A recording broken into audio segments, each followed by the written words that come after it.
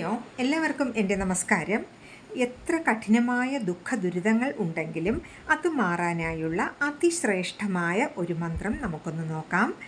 മുജ്ജന്മ പാപങ്ങൾ മാറാനും ഈ ജന്മം നാം അറിഞ്ഞോ അറിയാതെയോ മനസ്സാ വാചാ കർമ്മണ ചെയ്തു പോയിട്ടുള്ള അപരാധങ്ങൾ ഭഗവാൻ ക്ഷമിക്കാനും നമുക്ക് പ്രപഞ്ചനാഥനായ മഹാദേവനെ സർവാത്മനാ അഭയം പ്രാപിച്ച് പ്രാർത്ഥിക്കാം.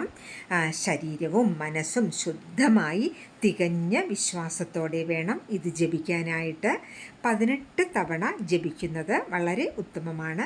നമുക്ക് മന്ത്രമൊന്ന് നോക്കാം. ഓം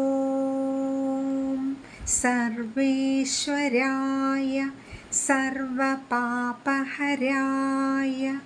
സർവദുരിതഹരായ സർവരക്ഷാകരായ സർവജീവാത്മകായ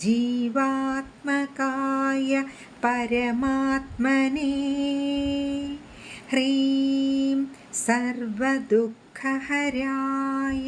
നമഃ ശിവായ.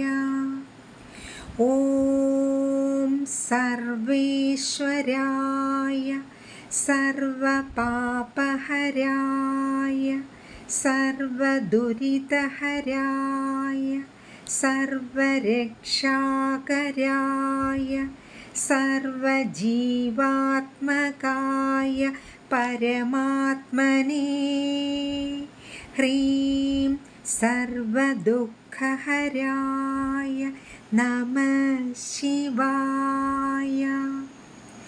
ഓം സർവേശ്വരായ സർവപാപഹരായ സർവദുരിതഹരായ സർവരക്ഷാകരായ സർവജീവാത്മകായ പരമാത്മനേ ഹ്രീം സർവദുഃഖഹരായ നമഃ ശിവായ.